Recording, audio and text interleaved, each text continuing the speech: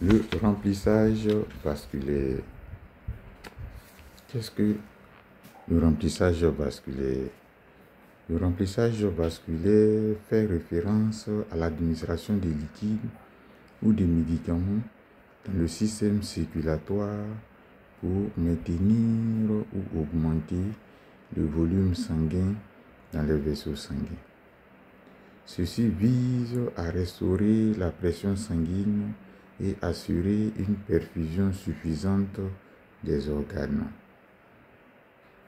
Le remplissage vasculaire est un complexe fondamental en physiologie et en médecine, notamment dans les situations de soins critiques ou d'urgence. Il fait référence au processus par lequel le volume sanguin dans les vaisseaux sanguins est restauré ou maintenu pour assurer une perfusion adéquate des tissus corporels. Un remplissage vasculaire adéquat est essentiel pour éviter l'hypoperfusion qui peut entraîner des lésions organiques graves. Pourquoi est-il important? Le remplissage vasculaire est crucial pour traiter des conditions comme le choc hypovolémique, l'hypotension, les états de déshydratation sévère. Un remplissage adéquat permet de maintenir une perfusion tissulaire suffisante, essentielle dans le bon fonctionnement des organes et la survie. Mécanisme impliqué. Lorsqu'un volume sanguin insuffisant circule dans les vaisseaux, les organes vitaux comme le cœur, le cerveau ne reçoivent pas suffisamment de sang.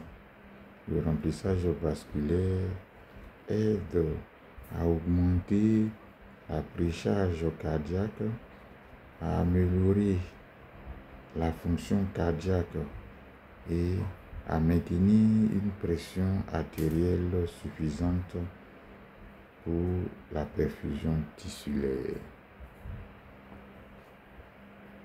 Quels sont les types de remplissage vasculaire?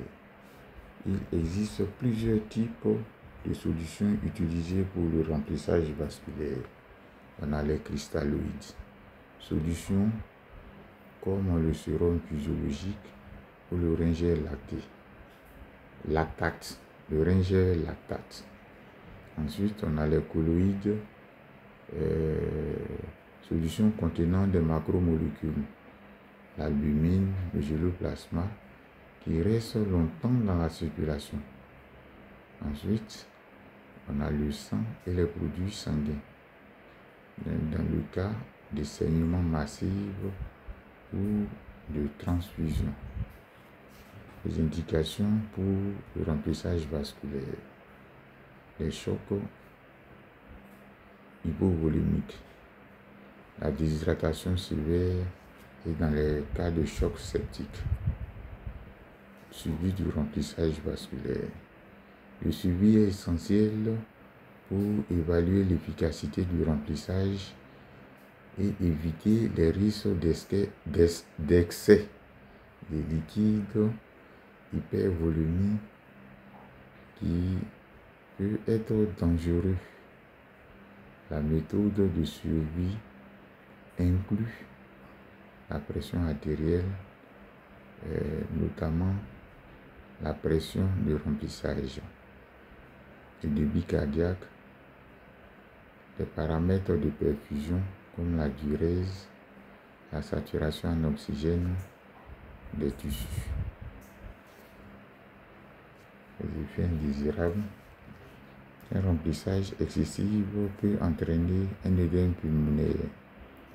L'œdème pulmonaire qui est une accumulation de liquide dans les poumons.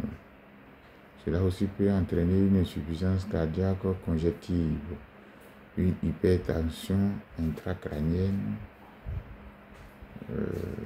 les techniques de remplissage. On a les remplissages passifs, c'est-à-dire l'administration de liquide sous la forme intraveineuse, et puis les remplissages actifs, le remplissage actif, qui consiste en l'utilisation de dispositifs pour aider à pousser les liquides dans la circulation, comme par exemple la seringue électrique. En conclusion, nous dirons que le remplissage vasculaire est une procédure vitale dans la gestion des états de choc et de déshydratation, mais il doit être effectué avec soin en surveillant.